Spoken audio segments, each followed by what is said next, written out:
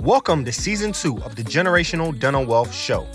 Season 2 is all about increasing dental financial IQ. We do record these live in studio at Team Studios, so if you want to see the video format of this show, go ahead to Spotify or YouTube. Also, if you want to join the Generational Dental Wealth community, go ahead to teamfinancials.com/educate. Let's hop into it. Hey man, so we're back for another part with Jibri here today at the Generational Dental Wealth Show. My name is Kingsley Fetty, CPA. Dr. Jermaine Fetty, and we have Jibri Muhammad. Awesome. Hey, this part 2 is going to be amazing. A continuation from our conversation beforehand. Pretty much talking about the biggest financial considerations that you need to be thinking about as a D4 dental student. For sure. Yeah. So, Jibri, let's hop straight into it, man. Like, do you feel ready? It's coming around the corner. So that's a good question. And honestly, I think I'm never going to feel 100% ready. But I think a good goal for me is just put in as much work and time on the front end so I'll feel as ready as I can be. Because I know I'm not going to be mentally prepared for everything, but I'm ready to start that transition and start that growth. So, yeah. That's real. That's real. What are you doing in these last few months to get ready for now full-blown practice? So these last few months, honestly, just learning as much as possible. Things like tuning in to the Generational Dental Wealth podcast. Okay. Shout out. Just looking at YouTube videos about taxes and talking to a lot of docs. Talking to Dr. Fetty here about, what his process was like, coming out of dental school, what that looked like, shadowing as much as I can, and just collecting as much information as possible. Okay. One of the biggest things is, clinically, we've had multiple conversations about, man, like, you got about 5 more months to be in all those specialty clinics. Yeah. Get as much game as you possibly can, man. One question I always get from a lot of new grads is like CE, right? And it's just like, technically you're paying for CE every single day. You know what I'm saying? Yeah. So be in there, get as much as you can, and I think you're going to be ready, man. Yeah. Yeah, man. So when we hop into it, just a quick question, and then when we talked before, I think this is a solid question. Especially being in the search to figure out what's kind of next for you. I guess it's a question for Dr. Fetty. What do you think new grads should be looking for, or in what platforms, what places should they be looking for their associateship? Honestly, I think number one, you should be searching in all the places that most people are not searching. Right? Okay. I'm very big on the people you see the most are the ones who are not necessarily out for your best interest. And I don't want to say it in in a bad way or a misaligned way, but more of the people who you probably need to be with are probably too busy to come find you, unfortunately. And that's just how mentorship tends to go sometimes. Yeah. So I want everybody to be looking in, number one, asking other people who are in positions that you necessarily want to be in, right? Yeah. I want you to be asking different people who are working in spaces that you want to work in, right? Like if you want to be in a private practice working with a owner doc, right? Then you need to talk to other people who are in similar relationships like that currently. If you want to be working on a travel dentistry tip, right? You need to be talking to people who are interested in those. If you want to be working in more of a denture heavy practice, or if you want to be working more in a corporate heavy practice, or more of a kid friendly practice, whatever it is like that, again, the advice isn't to tell you what to do. The advice is to be able to give you information for you to pick and see which parts apply to you the most. But the worst thing you can do is just to stick to one or two, right? Like explore as many as you can, just like when you was in dental school, right? You explored every different specialty to figure out, do I like this, do I not like this? A lot of people come in saying, I want to do this, and by the time they come out, they end up doing something completely different. So just when it comes to opportunities, man, I'll be looking online, I'll be looking on Facebook, I'll be looking on Indeed, I'll be talking to different people at conferences, I'll be asking different peers that just graduated. There's a wealth of information to people who just graduated because either they've done the job or they're currently doing the job, and they either like it or they hate it. But let me ask you, Jibri, where are you looking, man? How's your search going? So my search right now, I think a big thing, like Dr. Fetty said, I've been kind of talking to people who are in positions I want to be in, him being one of those people, and just asking them about opportunities I should be looking for. Also, Indeed, and places like Glassdoor, which right now it's a little hard just because graduation is so far out for me. A lot of places are looking for associates right now, but it's important to kind of at least see what the landscape is looking like. Also looking at some DSOs, and everybody's path is different, so what may be for you may not be for everybody, but at least exploring some of the DSOs, seeing what they offer, seeing if they align with what I'm looking for, and honestly, just trying to see if there are any private practices that I might want to be an associate at. But since this is my first time going through this process, it's a big learning experience for me too. Yeah. So I'm just trying to soak up as much as I can, and Yeah, it makes sense. For sure. Like I always said, man, again, just get as much information as you can. Just go through as many options as you can. Talk to as many people as possible. Again, the ones who show up at your school, I say definitely go through down that option as well, because interviewing is a skill. So even if you're interviewing once or twice, it's going to help you get better and sharper. So by the time you get to your third or fourth interview, you might really, really be ready. Just like the dental school interview process, man. So I would say definitely look at all the different options, but don't just look at the options that are closest to you. Right? Take a few steps outside of your comfort zone to find the opportunity that might just be waiting for you around the corner. No, exactly. So one of the biggest things is, now that you're going to be getting contracts in hand, let me ask you this, based off you and your peers, where have you seen as a resource for people to be able to take their contracts, to be able to get a little bit more information? What have you seen personally? So personally, a lot of us don't really know what we're doing, but so some of my classmates will kind of, go to recent grads who graduated and kind of see what their advice is, go to mentors who may have been practicing for years, but also at UNC specifically, there's a attorney. He's offered to read over at least one contract for everyone in our class, so that's a good resource that I plan on using. And then, some faculty at the school too, like Dr. Jack King at UNC, he's really big, and he really helps out a lot with that. So, those are just some of the avenues people get. For sure, Awesome, man. I mean, my personal 1, 2, 3 step go to is, number one, get somebody who is 5 years out or less. That's going to be somebody who is closest to the situation, who is probably switched jobs definitely switched jobs in the last 5 years. So they know what contracts are looking like. They have probably a good understanding. Obviously, somebody probably who has more of a business orientation to it, because they probably can see the contract through the lens, understand the contract is a business component, right? So you want to make sure you're getting somebody who is looking at their contracts, has an understanding of their contract. The second person you want to be 5 years or above. That person has probably seen different contracts, seen how things have evolved over time, right? There is a lot of wisdom in somebody who has been there, done that. And last but not least, I try to find somebody with as much gray hair as possible. Like somebody probably 20 years out, somebody who has either been in ownership or have been in some type of position where they probably handed out a contract to somebody else. And in that way, I can get a diversity of opinions to figure out, is this fair? Is this not fair? I mean, when it comes to contract negotiations, you only know what's fair based off of what other people have done, right? Other things you can compare. So once you get through those 3 people, obviously, the last one is not really in the 3, because those 3 are all dentists. The last one, fourth but not least, not the least at all, is you definitely get a lawyer. Real. We are dentists by trade. We are not lawyers, so definitely get a professional set of eyes on that, man. Kings, what you think? No, I think exactly. I think part of contracts, and I'm not a lawyer obviously as well, there's different components. Obviously you have the financial component. Obviously you have the limitations, what you can and can't do. You might have the agreement side. So I definitely think lawyer being able to get you in and out of situations. Maybe that you don't want your non-compete to be this stringent. You want to negotiate. Hey, I want to be able to practice within this certain range, and because what you kind of have coming down the road. So kind of having somebody to kind of point those type of things out and say, is it even fair? Like, is what you're asking fair, and is it likely for them to do?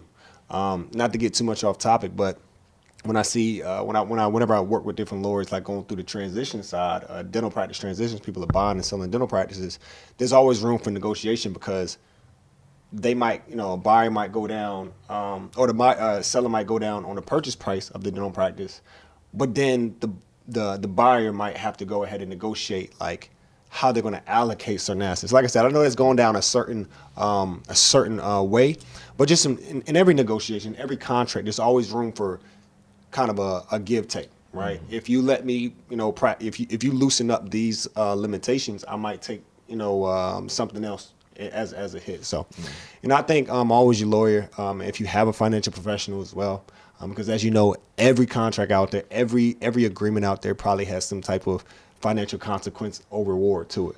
So, I think you're on the right track. For sure. I mean, one thing I always want to everybody if you could depart with, especially when it comes to contracts, is that the goal of your contract is not necessarily to like make out like a bandit, right? The goal of your contract is to have a fair agreement between both sides that shows an appreciation for the skill set you're gonna bring to their practice, right? So again, the goal is to feel like, man, I really got over them. Yeah. Most people say that. No, seriously, because think about it. When in school have we ever learned the purpose behind contract negotiations? Most people think contract negotiations are a personal gratifying experience. I need to get as much as I possibly can. Yeah. The goal of a contract negotiation and what I've learned as a traveling dentist, and it really changed my perspective on what situations I decided to be a part of and what ones I didn't want to be a part of, is that you have to understand that there's a fine balance between what they need and what you need. And the closer that balance is to 50-50, the longer the relationship is going to last. Just like any relationship in your life. If it's a one side and it's just like, you know what, you get paid and the other side is not even profitable, those doors will close. But in the same way, if you're running up production, you're helping patients, you're doing all the things you can to build a practice, but you on your side, you got to close your doors. You can't handle what you need to handle. I mean, that's not a safe environment for anybody to flourish. Yep. So just when it comes to contract negotiations, I definitely want everybody to try to find where is that middle ground, that 50-50, where everybody can be happy. So now that we're speaking about contracts and what's important to you, now that you're starting to look at different opportunities, we're going to do a little bit of rapid fire here. I'm going to throw some different topics out here. You tell me how important this is to you personally and what goes through your mind when you're considering these different topics. So number one, if we're talking about where you want to live, how is that factoring into your process?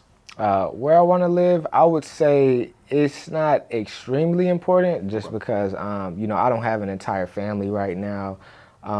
So it's important. I want to be in the Charlotte area, but not super, super picky about like where specifically. Okay. So you open? Yeah, definitely open. Open and flexible. All right. Now, next, let's say mentorship. Mentorship is very big on my list. As a new grad, trying to learn as much as I can and get my skills and reps and speed up. So one thing I definitely want to just make any young dentist cognizant of is that a lot of people will promise partnership. I don't know what it is. I'm not sure if employers got a memo and said, if you want to attract young, good associates, say the word mentorship, and that's going to bring them in. And if that fails, mention partnership. I don't know what it is, but those two catchphrasey things is what a lot of people say sometimes, but it's not really followed up on and not really fulfilled.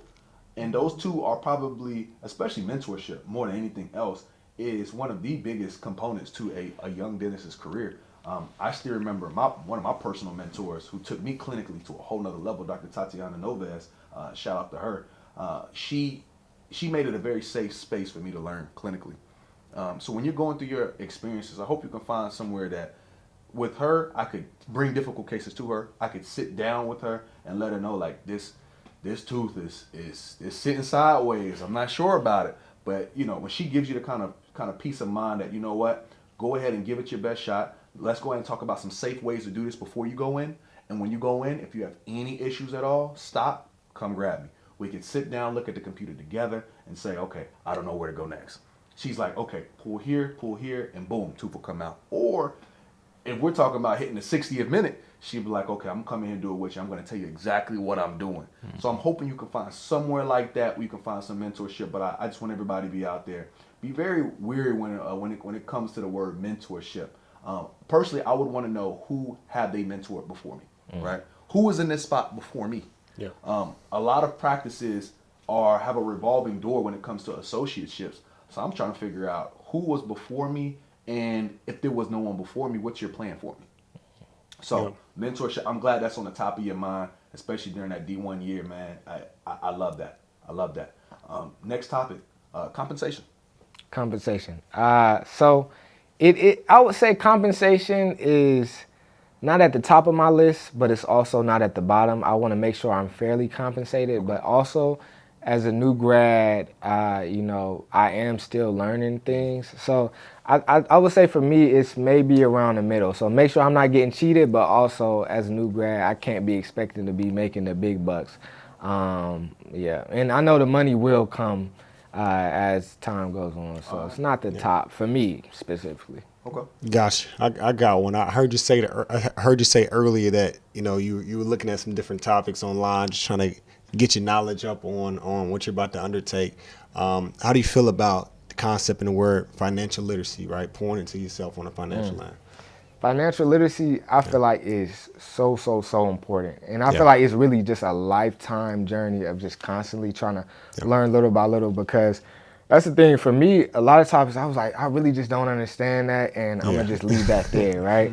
But as you watch a little video here, a little video there, your knowledge base starts to kind of gradually increase, and then you subconsciously make decisions based on that knowledge base. So, and I feel like especially as dentists going into a very high paying profession, I'm trying to get my habits right now good. So when I do start making that money, I'm not just blowing it. Cause that's the thing. If you have poor spending habits when you're not making money, those habits are just gonna translate to when you start making money, and you could still be living paycheck to paycheck as a dentist. So that financial literacy, I feel like is key, like so key, and that's why I be tuned into y'all podcast. Like I keep coming back to that. Yeah, my one of my older brothers, Jen, he always talks about how money does not solve money issues. I see that all the time as a CPA. You'd be surprised the clients that come in, you know, with $300,000-$400,000 are the ones that are scrambling come tax time, right? Because it's more responsibilities. You know, typically they might have, you know, the business, you know, a lot more responsibility, staff to make sure that they're good, and they have to still take care of the family. So a lot of times things are slipping under the rug. So I think you hit it right on the head. You know, you're going from, I always make the joke, eating ramen noodles to now, you know, at the point where you can do a lot, right, that the average human being can't do. And so you're jumping in tax brackets, and you have, and we joked earlier, right, you might have certain people in your life that come back, hey, yo, you know, I have this business idea. I have this. You hear that all the time with athletes, but it's true, right? And if you don't have that discipline, if you don't have that, you know, somebody that's been there that sees this all the time might end up falling victims to some of these things.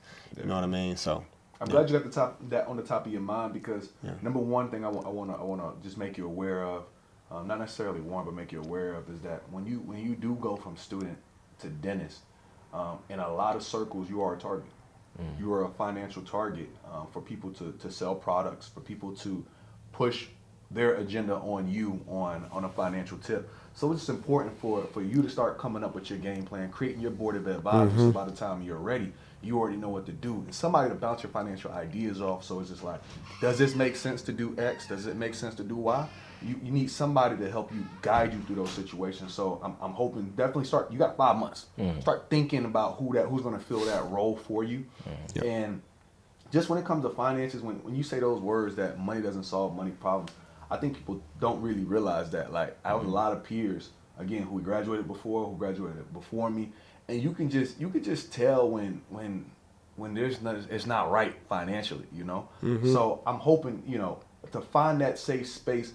I've always said that when you first graduate, you got a 3-month period where you're going to determine your financial habits for the rest of your career. You got those first 3 months where you go from making nothing to making 5 figures monthly on a very easy way. What are you going to do with those first couple paychecks? Are those first couple paychecks going to be a way for you to vent and be able to show that you made it?